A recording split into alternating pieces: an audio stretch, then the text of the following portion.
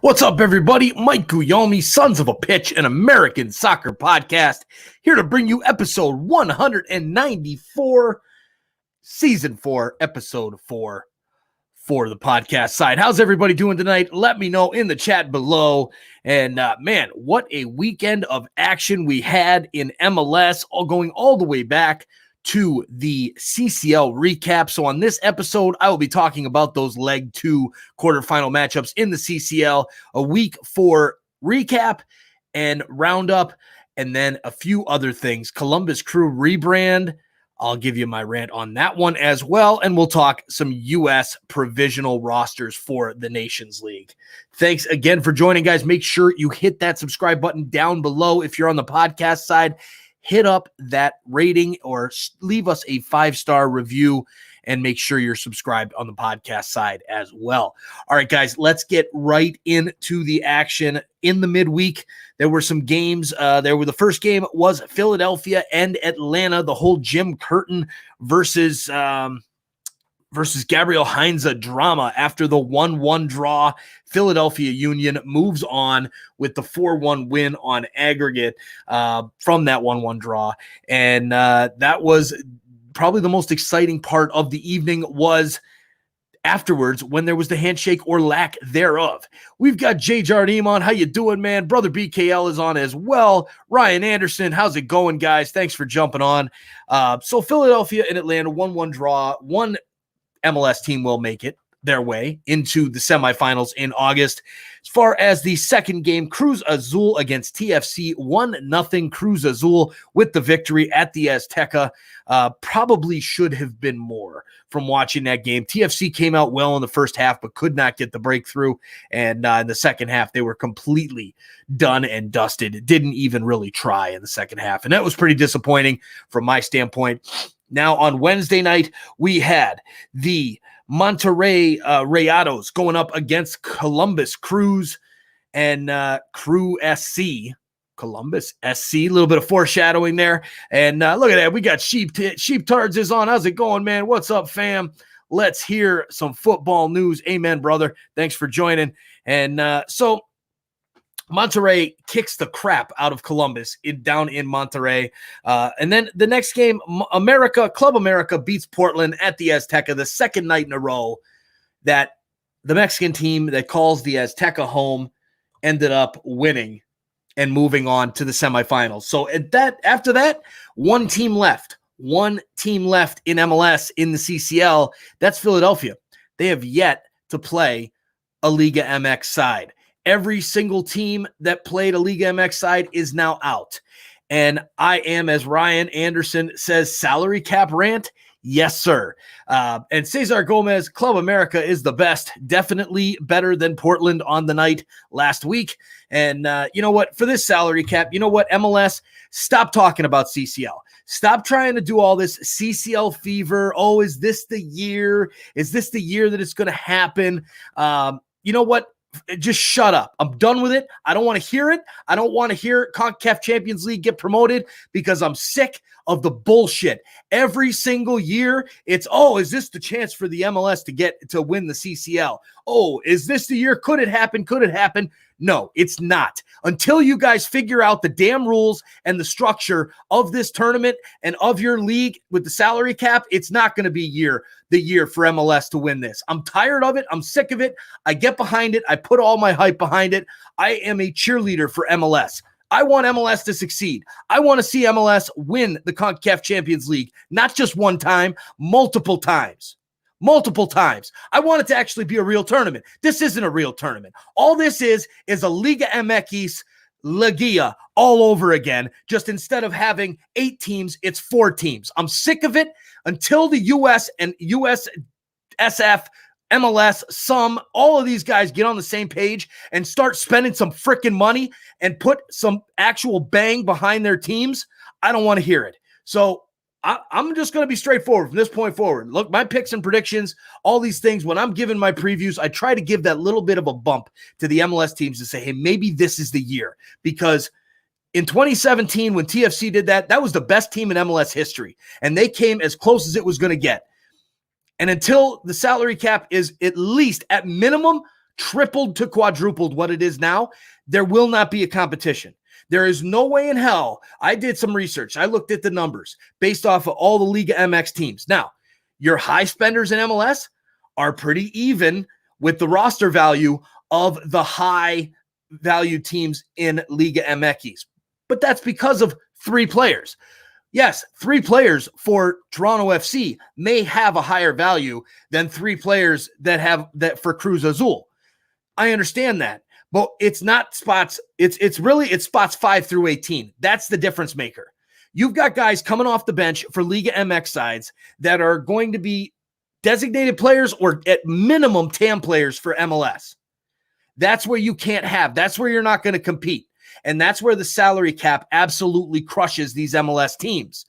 They have literally, you've got your 3 DP spots. You have enough TAM/GAM to get probably 4 to 5 at max TAM level players. At that point, right there, that's 8. Now, that's if the team does it right. That's 8 players. You've still got 3 more players on the pitch that cannot compete with the Liga MX side. So I don't even want to talk about this crap, and I'm going to get to all these comments here in a minute, guys, so thanks for jumping in on this. But look, I don't even want to hear MLS give me any more BS about, oh, CCL fever, this is the time MLS gets it done. No, it's not. Until you up your salary cap to at least 3 to 4 times the level it is now. And I'm not talking about team spending. I'm talking about the actual salary cap. Because if those small market teams can't hang, then get the hell out of the league. There's plenty of teams that will come in and spend that money. I'm sick of this crap. Oh, well, what if Sporting Kansas City can't hang? Then too bad. They will. Trust me, Sporting Kansas City, if they have to, they will. Look at what they did with Alan Pulido. Look what they brought in over the last couple of years. They will start spending more money. The smaller market clubs are not. If they can't hang, then get out. It's as simple as that. MLS is going to grow, and it can't be held back because of some small market teams, because of some owners that got in when it was a $10 million franchise buy-in. That's the case. Buy them out at $200 million, sell it to an expansion franchise for $400. The league's ahead, the owner's ahead, and the fans are ahead. And with that, I'll leave it alone from there. Let's get to some of the comments here, all the way up here to the top. Josue Fernandez, how you doing, my man? Thanks for jumping on. Connor McCabe, Mike, I am kind of upset about the Columbus rebrand, Columbus SC. As a diehard fan, it breaks my heart to see the crew name go. Connor, I completely agree with you. I hate it, and I will give you a full breakdown of why I hate it at the end of the show after our week 4 recap. But I'm with you, man, and it's reasons like you, it's people like you, why I'm so pissed off about it. But I do have one soft spot in my heart for the ownership group, and I'll explain that too on that side as well. All right, so. Brother BKL, I don't know why they call that Columbus SC instead of Cruz. You know what? That we'll talk about. I think I know why they're doing it, and I'll get to that. Jay says I think Philly will have a real shot at it just for the fact it will be played in August. Now, Jay, I do agree with you as far as CCL. That will help because now being in August, it will be flipped. The Liga MX sides will be in their preseason, and the MLS sides will be right in the middle of their year. Now, as far as it making that much of a difference, I don't really see it, especially with a team like Philadelphia going up against a team like Club America. The money's just not even close. And that it's going to be interesting to see how those 2 legs go. But overall, I don't think it's going to make that much of a difference. I think the bottom line comes down to the money that's spent, the players that are on the roster, spots 5 through 18, and that is the biggest difference. But good point there. Good point. All right. Since we're on the Mexican side of things in CONCACAF all over, sheeptards, hey, Mike, what do you think of Tigres letting go of Tuca Ferretti? I hate it. I love Tuca Ferretti. I love that guy. I love that coach. Tigres is the team I root for in the offseason when I'm watching Liga MX and doing live streams and stuff. I just have a soft spot for Tigres. I don't know if it's the fans. I don't know if it was El Volcan, and it was just seeing that atmosphere there when TFC went down there and won. I think Tuca Ferretti, I liked him a lot because he actually was a realist, and he came out and praised MLS rather than going in and saying like El Piojo, God bless that guy with the walkie-talkie in the stands. But he comes in, MLS is trash. They're never going to win. They're not. MLS isn't trash. There is a chance we could have won. But hey, El Piojo talked a lot of smack before TFC beat down Club America in that CONCACAF Champions League run for Toronto FC to the final when they lost to Chivas in penalties. I hate to see Tuca Ferretti go, but I understand why the success not being there in Liga MX, as well as not getting into the Champions League this run around. I do see it. It's kind of like one of those things. This guy's done a lot. He's done a ton for the club. He got them the Champions League victory. He got them into the Club World Cup final. A lot of things that he did, but unfortunately in the league where it matters the most, it just wasn't getting done, and it was time for a fresh face there. All right. Cesar says, I agree with you 100% as far as my rant, so I appreciate that, Cesar. And there's Troy Polamalu. Love seeing MLS teams get clapped. I know you do, Troy. I know you do. And I'm happy that you're happy, man. The .A is on. How you doing, man? Thanks for jumping on. Glad you're here and hanging out. Sheeptards, you're on point, Mike. Thank you. Ryan, damn right. And this is why they need to get rid of the salary cap. Damn right. Agreed. I think we're all on the same page. We just need to, I don't know what we got to do if it needs to be the fans need to start sending a message to MLS or something. I don't know what it is, but I'm getting sick of getting played by all this bullshit that they're spitting. Oh, this is the year. Hey, we got all these big teams. We're gonna let Atlanta United in again because they're a big market team that has a chance. Shut up. You're not beating them with this type of salary cap. Jay, what was the point of the rebrand for Columbus? I'll get to that at the end. Brother BKL, save the cruise. Amen. The .A, what are you live tonight? This is it. Just this one tonight. I will be live on Wednesday night for the Columbus Crew versus Toronto FC. That will be both on Sons of a Pitch and on TSI. John Weichel is on. How you doing, man? How's it going? Jay Jardim, I don't think they will win, but it gives Philly a little advantage. I agree, it does. There you go. Ryan says, Armas out, Tuca in. Pioco was preaching the truth. Hey, you know what? Go ahead. You could say, yeah, he was preaching the truth, but when he talked that shit, he lost. And when you talk that smack and you lose, it don't look good. Troy, I would have laid it right down on you, brother, if all the smack you were talking about the MLS sides going down, and then the MLS sides would have whooped up on Liga MX like Liga MX whooped up on MLS, I would have laid it down on you, man. But hey, it is what it is. Jay, Ryan already on the Armas out. Hey, you know what? Ryan is definitely on the Armas out train already. And you know what? That's Ryan, man. He's emotional and he goes with his heart. And I love it. I love it. That's why we watch, right? All right. ProRel will solve a lot of problems. I agree with that statement. I do. I think that would really help a lot. Troy, I like your show because you could take a joke. Bench Queens puts me on timeout. Hey, I like Bench Kings. I was talking with them over Twitter, DMs and whatnot. Maybe we'll do a little collab later on. I might join on one of their shows. But hey, you know what? That's it. You got to be able to take a joke, man. Live and have fun and keep smiling. And you got to be able to take it and dish it at the same time. Love it. Cesar, I got to meet Tuca 10 years ago when he was coach for Pumas. He's a great guy. Awesome. All right, and John agrees with me. All right, so now let's move right along. Before we do that, before we get into week 4, guys, check out our options for memberships down the little join button right down below. We've got 3 options on the table. We really need your help. Join today. We've got a lot of members on the show with us right now tonight. $199 for the starter level. Get your name featured in the scroll below me. Loyalty badges and custom emojis. $4.99 a month for the designated player. Get all those starter perks plus a members only live, which I got to check that poll to see how that's going for, I believe, the weekend of the 22nd, 23rd. We'll be doing that. Discounted merchandise and your name in the description. And then the last level, the $9.99 all-star level, you get all of the designated player perks plus members only betting advice video over, under, and props, which is this bad boy right here. This is the one that went out last week. Sheeptards, you let me know you didn't get your notification, so I got to make sure that let me know if you don't get a notification this week, Sheeptards, let me know so that I can get in touch with support on that. And you know what? This one right here, you go back, and this bad boy right here won a lot of money. And anybody else that went along with my parlay pick, I picked Philadelphia this week, Columbus to win this week, and Seattle to win this week with plus 113 odds. My $10 bet won me $111.34. Not bad. 2 weeks, 2 parlays, because that I throw in on the end of this video. I do put in, it is for over-unders and for props. I'll give you an over-under for each matchup. My pick for that, as well as my prop bet for that at the all-star level, but I also give my parlay and walked away with some big money on that one this week. So again, guys, join today, $9.99 a month, and make yourself some money with me and Sons of a Pitch Soccer. All right, let's get right into these games here, starting out with the Friday night matchup. We were live on this one. Real Salt Lake against San Jose. Real Salt Lake.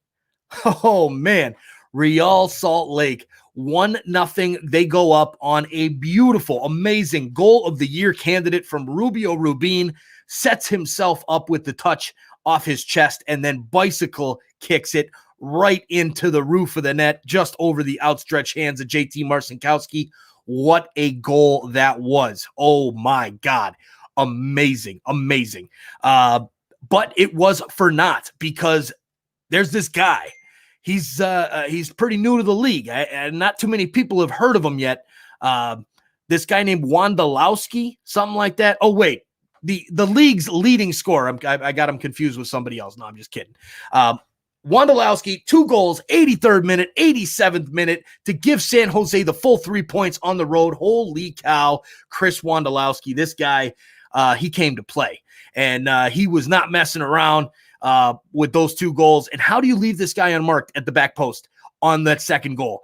He's just the leading goal scorer in league history. I know he kind of does the 40-yard fake. Like, you see him and he's got his shirt tucked in like he's back in 96. And you look at him and you're like, yes, this guy's not scoring any goals. Look at him. He's like 52 years old. But my God, he just scores goals. That's what he does. The man just keeps scoring goals. It's insane. So Wando, the star of the night on that one, gets the victory for San Jose. And Daniel Young is on. How you doing, Daniel? A member here. Love it. And there's Sheeptards. Thanks again. Ramon is on. How you doing, Ramon? And Wando Magic. Amen. All right, so Ramon, we missed you during that the LA Derby there, man. El Tráfico. What the hell? We needed you to root on LAFC. I know Sheeptards is happy because they took out the win there, and sorry about that. But all right, let's get into the Saturday games now. Saturday, we've got the Chicago and Philadelphia game. That one we'll let John Donovan take over that on the podcast side, just for everybody on the YouTube side. It was a 2-0 victory for Philadelphia. That was my first, the first of the 3 for that parlay there. Philadelphia just schooling Chicago. Chicago is a mess right now. That coach is, there's a couple coaches on the hot seat right now in MLS, and Raphael Wicki is one of them. Can't seem to figure it out. Can't seem to figure out that he needs to be playing his young American players and not these garbage guys that he's picked up from Slovakia and all these tiny little European countries that are not playing well right now. So 2-0 Philly. They get the victory after their midweek draw against Atlanta in the Champions League. Next up, New York Red Bulls hosting Toronto FC, and there's another tire fire right now. Toronto FC. Damn, what is going on with TFC, man? DSO is on. How you doing, DSO? Says F in the chat for the winless teams: Minnesota, Toronto, Chicago, and Cincinnati, right? Yeah, it's Toronto. I don't know what the hell's going on with them. They don't have any drive. They're just not looking like a team that is trying to win games. And I know exactly what it is. And it's when you've got a coach that's trying to play a certain system, and that certain system is not for those players that are already there. Look, Chris Armas comes in. He wants to play the press. He's training these guys on how to play the press. It was very clear to me when it was probably 2 weeks into preseason or so, when there was an interview with Michael Bradley, and they said, to Michael Bradley, they said, well, where is Michael Bradley? What are your hey, look at that. Cesar Gomez with the $4.99 super chat. Thank you, sir. Much appreciated. Much appreciated. That is awesome. Thank you. You got this team, and Michael Bradley's like, oh my God, that practice was hell. That was like insanely hard practice. We're all winded. We're all ready to die. And the coach was like, no, not at all. It's that was like an 8 out of 10, maybe, as far as intensity level goes. Right then and there, when Michael Bradley, the workhorse, the guy of that team, couldn't handle the practices, I knew that this Chris Armas thing isn't going to work out with these guys. He's got to bring in his own guys. He's got to move on. Now, it doesn't mean he's got to move on from all of them, but he's got to move on from at least 5 or 6 of them that can't handle it. And one of them is Alex Bono. That second goal that Caden Clark scored, and Ryan, I know we were talking about it. Bono, I think he's a better goalie than Q. Yeah, I was wrong on that one, because that second goal that he gave up was horrible. No communication. Shouldn't have come out that way. And TFC's in trouble. Big trouble right now. Now, does that mean fire Armas? Absolutely not. You just brought Armas in. Get rid of Josie. This team, if Armas was to shift his tactical work away from that press, and they made 2 moves, buy out Josie and replace him with a striker in the summer, a good striker. I'm not talking about like Ayo Akinola, who's good, but a star striker. And then they pick up a big time center back. This team would be in the hunt for MLS Cup, no doubt about it. So TFC in big trouble right now, but hey, they'll get there. Just give them some time. This week against Columbus probably isn't the time, but yeah. Jay says Paz is ready, or Josie's situation, Paz is ready, then he's not, then he's ready.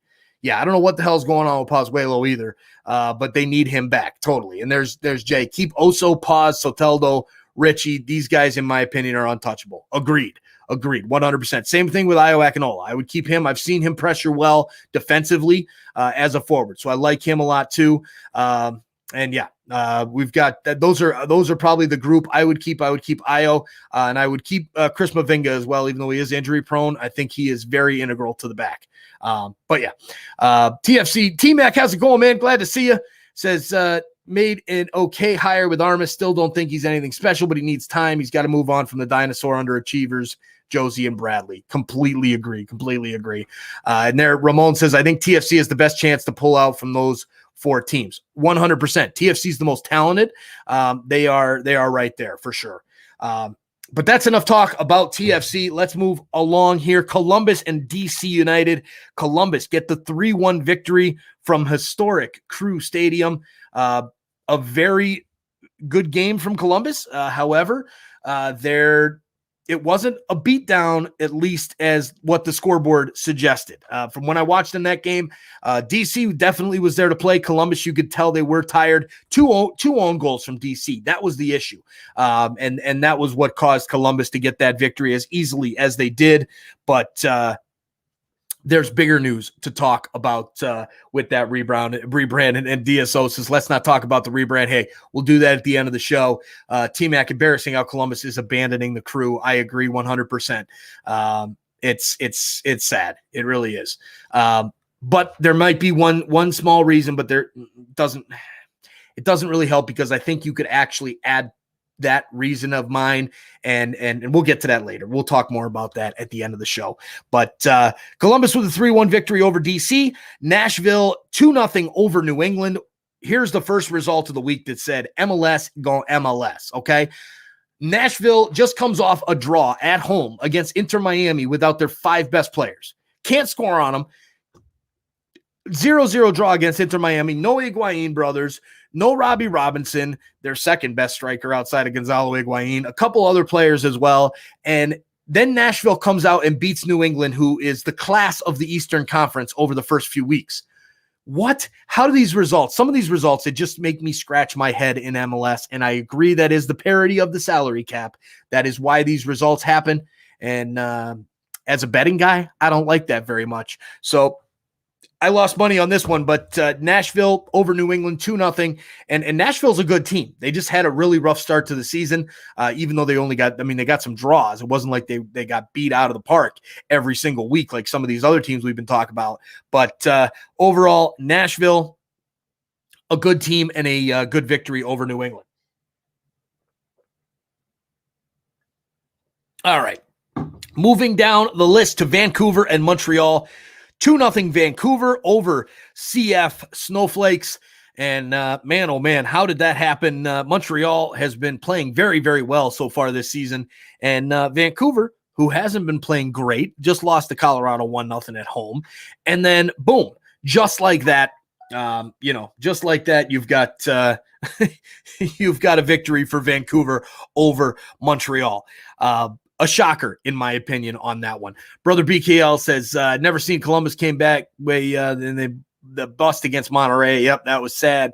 Exactly. How is it possible when they dominate New England? How on earth those Nashville, right? That's what you get. MLS, going to MLS. That's how it goes. All right. Now, before we get to the next games, the next Derby games here, let's take our quick sponsor break here on the podcast side.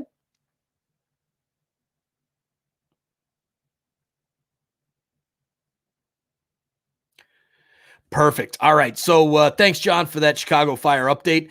Again, Philadelphia beating the Chicago Fire 2-0, and Chicago, big trouble. All right. So Dallas and Houston won the Battle of Texas sans Austin FC, since now there's a third team into that mix for the Battle of Texas. Dallas and Houston 1-1. This one, a draw, very, very even game. Dallas held the possession 55-45, but shots were fairly even, 15-13 for Houston overall. And then shots on goal, 4-3 for Houston. This one, you got Fafa Pico in the 34th minute on a penalty kick, and then O'Brien for Dallas in the 42nd minute. And there you go. That's Houston 2 weeks in a row, 1-1 draws, one on the road, one at home. Dallas looking like a good team, smashing Portland Timbers, and then coming up with kind of a dud at home against Houston. Kind of a surprise there. So taking it back to the Whitecaps there, T-Mac says, Vancouver surprisingly not as bad as I thought they'd be this year. Agreed. I think those signings right before the season started with Caicedo as well as Caio Alexander definitely helped that core that they had there with Christian Dahome and Lucas Cavallini from last year. Jay says, if the Whitecaps can find a number 10, which they said they're looking for, this team will be good. And they've been looking for a number 10. It seems like a lifetime. They have. They've never had a real true number 10. And they've always been looking for one. It's time to spend that Alphonso Davies money, right? Troy says Mississippi Roughnecks FC will dominate the MLS. Hey, there you go. Mississippi. Wouldn't that be something if they got a team? All right. So Dallas and Houston, next game up, Orlando and New York City, another 1-1 tie. Orlando gets the goal from Nani in the 52nd minute, giving them the 1-0 lead. And then New York City comes and gets the tying goal in the 77th minute via a penalty kick from Tati Castellanos. And this game was fairly even, but I would have given the edge to Orlando. I thought Orlando played a better game in this one, but New York City does get the draw, which was what I predicted in this one. I did expect a draw, and it happened.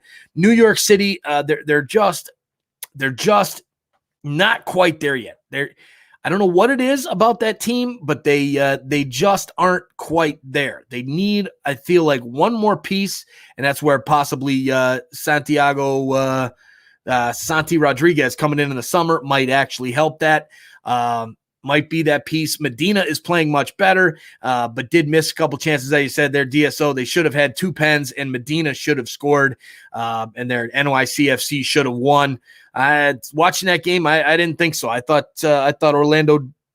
It probably the tie was the right result in this one, although didn't see the 2 penalties you speak of there, DSO.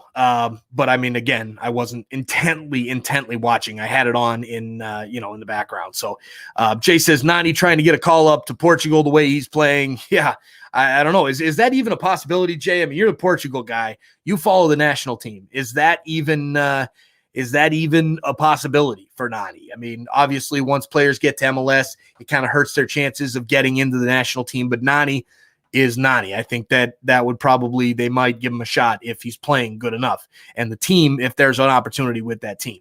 DSO says, I'll take a draw in Disney World. Amen. Amen. Anytime you get a draw on the road, I'll take it. That's how I operate in MLS. Brother BKL says, Orlando City came good in the first, and thank goodness Tati Castellanos snap out of it because there's no Maxi and Andrade. Oh, yep. And so that for sure is a big piece. And there, my heart says yes, but no chance. Portugal has so much talent. That's what I thought. But hey, it would be fun to see him at least get one more run up, at least for some friendlies, right? All right, next up, LA Galaxy and LAFC in the El Tráfico, a game we were live at here for the live stream reaction on Sons of a Pitch Soccer Podcast. A very fun game to do. Allison and I had a great time. Lots of fun. Big ups to sheeptards there with those super chats, as well as some of the other guys that came through with super chats as well. And super chat tonight from Cesar Gomez for Club America is number one. Thank you, Cesar, again. So LA Galaxy wins 2-1 in this one. Goals from who else but frickin' Chicharito, man. This guy, I talk all this smack that he's gonna do bad, and then he comes up and he starts doing good now, and then I'm like, oh, okay, now I'm gonna eat my words on him, and I'm gonna bet on him for him to score, and then he doesn't show up against Seattle or got shut down. Either way you want to look at it. And then LA Galaxy, what does he do? He comes back and he scores the opening goal. Jonah Dos Santos with the winner in the 79th minute after a Diego Rossi goal in the 62nd, tying things up. This game was a fairly even match. Overall, LAFC just, God, where's Vela, man? They need Vela. They need Carlos Vela. LAFC, I don't know what it is. They made two very costly mistakes. Ramon, you are spot on. And that is what cost them the game. I wasn't super impressed with LA Galaxy in this one. I didn't think they were that much better than LAFC. And it was just, I mean, look at the stats. LAFC had the possession 61% to 39%. Total shots was 17-11 for LAFC, and then shots on goal 5-3. So LAFC did dominate most of the game from that standpoint, but could not get it done on the scoreboard where it mattered the most. So Ramon, feel for you, man. Definitely so upsetting, and it's all right. You'll get the next one. At least you hope, right? And Jay says Bob Bradley's got to be worried about his job. I don't think he does. I don't think he's on the hot seat yet. I've got two coaches on the hot seat right now. That is Raphael Wicki and for Chicago, and Adrian Heath for Minnesota United. We'll get to them in a minute. But Bob Bradley's not quite there yet. Same thing. Chris Armas isn't there yet. Bob Bradley, depending on what happens with what happens with Vela. I mean, if this what's going on with him, if it actually is something to do with a spat between the manager Bob Bradley and Vela, and it doesn't work out well, then yes, then Bob Bradley might have to be on the hot seat, might be worried about his job. But only time will tell if that even gets out, which hopefully it doesn't for LAFC's sake and for the sake of the league. Okay, next game up. So at LA Galaxy, Vanny does it again. Vanny wins the El Tráfico with LA Galaxy, and they continue to move on. Colorado and Minnesota United. This one, I picked Minnesota to get out of their slump. I'm like, all right, it's time. They've got this. It's going to happen. Minnesota's going to get out of the slump. And boy, oh boy, was I wrong. Now, Minnesota goes up 2-0. I'm all happy. I'm thinking, we got this. I'm going to make myself some money on this bet. And then all of a sudden they went to sleep in the second half. Colorado ends up getting 3 goals in the second half, 3 unanswered goals for Kellen Acosta in the 57th minute, Cole Bassett in the 71st, and Wilson in the 82nd. And Minnesota United goes another game, 4 straight games without a point. The only team in MLS this season without a point. That is not good. Not good at all. And there you go, DSO. That's a good one right there. Minnesota participated in the Falcons challenge, blowing a lead late in the game. Amen. How do you lose a 2-goal lead and lose 3-2 when you give up a goal in the 57th minute. That's crazy. That's bad. Ramon says, you and everyone else was wrong with Minnesota. Agreed. I was. I thought that they were going to get it done. I thought Minnesota was going to snap out of it. It was the perfect way to do it on the road against Colorado, who's been struggling lately. And, man, Colorado proved me wrong in that second half, and Minnesota definitely worrisome from their perspective. What exactly? I mean, they don't have the cohesiveness, the chemistry that they had last year, and they moved a few pieces out and brought a new few pieces in, and I think that is the issue there. I think they've got to get Ramon Pablano into the game more and really work on this new signing, Franco Frangipani, or whatever his name is. Sorry if I butchered that one, but the new DP signing, or I believe it might even be a TAM signing, but Franco Frangipani coming in. They're going to need to get something out of these guys and get it changed up quickly, because that type of result's not going to last with a team who was on the slow build and then got to the promised land, really. I mean, that slow build was paying off finally. And this was the year they're supposed to take that next step, and they're definitely going backwards. But still, it's way early, guys. It's MLS, and it's May. It's May 10th. Now, agreed, it's even more crazy because the season started mid-April. It is there's plenty of season to go. We're only 4 games in. So we will see how it goes. Minnesota, we'll see. Not quite yet. Adrian Heath, I think he's got 2 games left. If he loses both of them, he's out. That's my prediction on that one. All right, moving to the Sunday games, Miami and Atlanta. Joseph Martinez is back. He scores a goal. Thank Jesus. Thank God. He's got a goal. Joseph Martinez in the 9th minute gets the 1-0 lead for Atlanta, and then Lewis Morgan ties it up for Miami in the 77th minute. And this one was all Atlanta possession-wise. 61% to 38% shots, though, and shots on goal fairly even. Miami did get the better of the run there. 17 shots for Miami, 14 total shots for Atlanta. Then shots on goal, 7 for Miami, 5 for Atlanta. This one, a fair result for both teams, really. Very fair result. I think that you've got a player like the players for Atlanta are starting to get a little bit more cohesive. Miami, I don't know what to think with them. Phil Neville, I really don't know what I see with this team. I don't think they're a playoff team. I just don't see it happening with those Higuain brothers. They're just not quite good enough. I think Atlanta is still working on getting better, and I think Atlanta will finish ahead of Miami come the final standings once all is said and done. But Alfredo is on. How you doing, Alfredo? How about outgoing Tigres coach Tuca Ferretti open to coming to MLS? I think Tuca will probably I like it. I like Tuca a lot. I think he should come to MLS. I think he could bring a lot to MLS, even though most of the time I prefer coaches that have that MLS experience. He'd be better than a European coach because he does at least have a little bit of experience going up against MLS in Champions League and Campeones Cups and things of that nature, and understands the league a little bit better. So I would be open to it. I'm glad he's open to it, and I hope maybe he does make that leap at some point. A team like in Atlanta or not Atlanta, Minnesota, or some of those other teams, it might be helpful for than the coaches that they have. About another 15 minutes. All right, now moving to the second to last game of the week, Portland and Seattle. Oh my God, Seattle 2-1 victors over Portland. What a game that was. Dan Geringer, how you doing? And oh wow, Seattle, what a crazy shit show we had there with Seattle going up again. Well, actually, hey, look at Dan there representing with his SOP shirt. I love it. Portland gets a penalty kick. Diego Valeri steps up to take it, and all of a sudden there's some VAR. It's a save by Stephen Fry, a horrible penalty kick by Valeri, which not often is that the case. So he gets the save, and you're thinking, wow. There's Rocky. Only happy you made money, my dude. Thank you, Rocky. I do appreciate that, man. I appreciate that. There, another Seattle MLS Cup appearance coming. It might be. So we do it all over again. VAR says that Stephen Fry actually got off the line. And you know what? Judging by the replay angles, that wasn't it. I think it was Nuhu encroaching into the box. That was clear. It should have been retaken, and it was.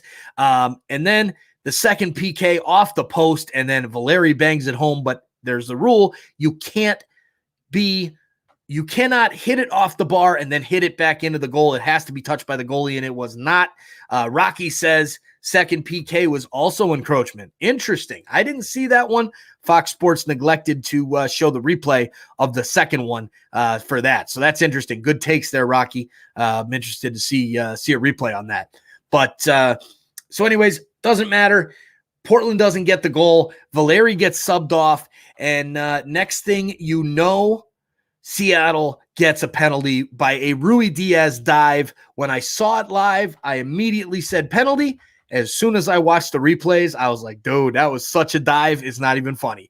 It wasn't the goalkeeper. It wasn't even the Portland player. I mean, honestly, I think it was a complete dive, and it shouldn't have been called.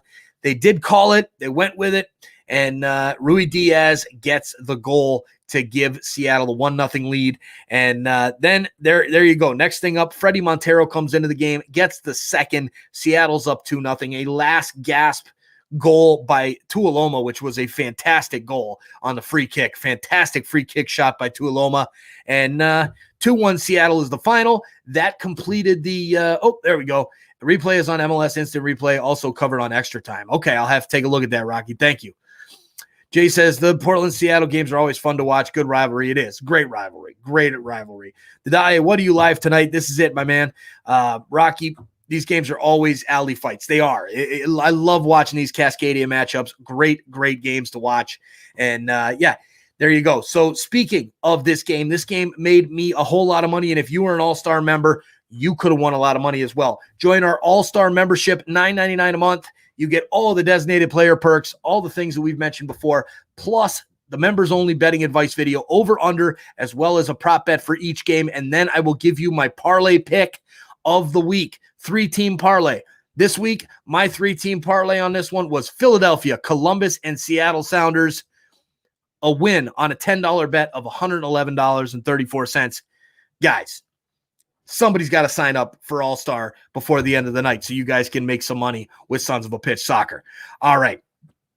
Now, there you go. What game was where the dude blew the penalty shot? I mean, big time. I'm not sure which one are you talking about there. I'm thinking the Seattle one was just the crazy. There was craziness going on with those penalty kicks there in Seattle. But as far as one being blown big time, I don't recall one of those. There, Sheeptard says Seattle off to a great start. Got to give them props. They are. God, Seattle wouldn't be any doubt that if they were in MLS Cup yet again. It's crazy. Oh, and then Rocky says that was Valeri. I didn't think he blew it big time. That's like skying it over the bar by like 10 yards. You know what I'm saying? So my daughter Julie just comes out of her room and says, "Tell Sheeptards I said hi." There you go. All right, so moving to the last game of the week, Sporting Kansas City and Austin FC, the expansion side. What a game from Austin FC until Alex Ring got dumb. As soon as he got dumb, which is really unlike him, his first ever red card in his career, playing in Denmark, playing over in Europe, playing over here with New York City, he's never had a red card. He gets his red card. Really, he got warned like 3 times. Like, dude, stop. I'm gonna give you your second yellow. Figure it out. And he makes that dumb play. So Gallagher in the 7th minute gives Austin the 1-0 lead. I've been riding the Austin train on my picks and predictions, making some money off them. I'm like, hey, you know what? We're gonna ride this train till it stops. Well, guess what? It stopped. They finally shut down. Julie Sheeptard says hi. So 2 goals by Kansas City. Ilya Sanchez in the 82nd minute, and then Gadi Kinda in the 90th for the win, the comeback, 2-1 Kansas City over Austin. Honestly, this was Austin's game to win.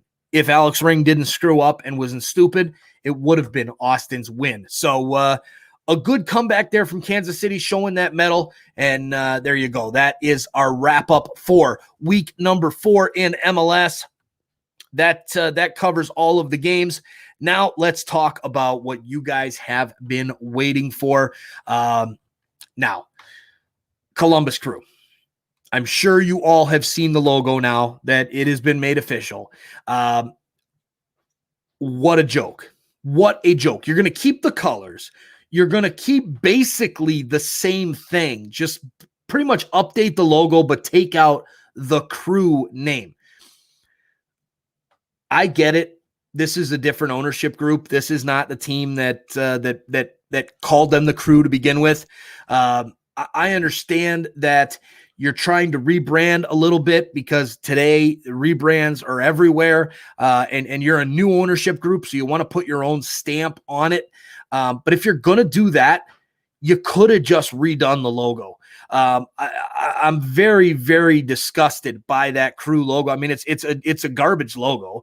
The C on a little flag like that, but then the one side of the flag has the little white spot in it.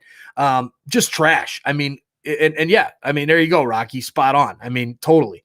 DSO, terrible logo, no more Crew, terrible rebrand. Ryan hates the Columbus rebrand, just plain wrong. All of these rebrands are horrible. They are. Like, I don't know what's going on with these MLS rebrands, and I know the target market in MLS is your like 18 to 35-year-old target market. I get that. But these logos, they don't look good. They don't appeal to that market. They're not working. And what really bothers me the most is because that Save the Crew hashtag, that Save the Crew movement that was out there. These fans would not give up. And you know what? They really went after it to save that team. And I get that these people who are doing the rebrand are the ones that put the money up and saved the Crew officially. And I think that the main reason why they're doing it, and the only bit I'll give them, is that the reason why they're doing it is to get rid of that stigma, the Anthony Precourt days and all of that. They're trying to remove that from the club completely. I get that because it's a new ownership group and it's about the money. Now, the one thing I will give them is, you know what? They deserve it. This ownership group deserves it. They've put out a winner and they did put up the money to save the team. I get it. I'm okay with them getting rewarded with some extra dough.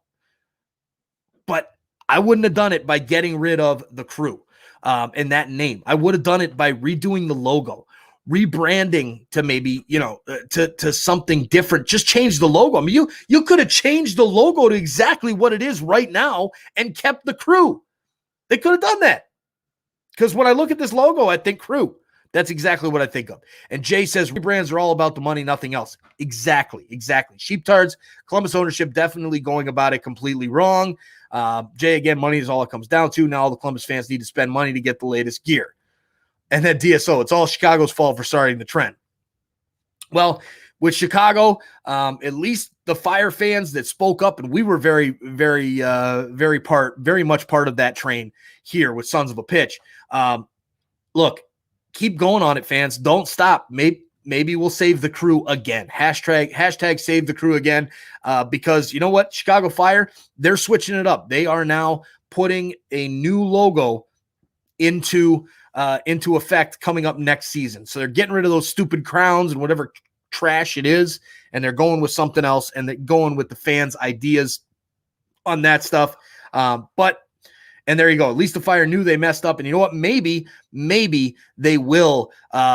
Maybe the Columbus Crew ownership group will realize they messed up as well. And there you go. Juve, one of the biggest clubs in the world, did it, and they try and make more money. Agreed. They're trying to make more money. And you know what? I will give that ownership group a chance at some more money. If it was a rebrand of the logo, that's fine. Because that I get that they're trying to make more money, and I would reward them with that. They did. They stepped up to the plate, Crew fans. You guys wouldn't have a damn team in Columbus. You wouldn't have a team to root for. You wouldn't have a team to go and watch if that ownership group didn't step up and put their money where their mouth is. And so they do deserve it, but I probably would not have gotten rid of the name. So HJU Rodriguez is on. How you doing, man? Thanks for jumping on. So you know what? There you go, Rocky. I agree. Now, if the crew ownership would just donate first tier SOP package, agreed.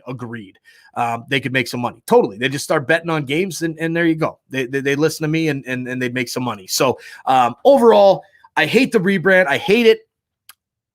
I do understand why they're doing it, and I do think they should be rewarded. That ownership group should be rewarded by their fans.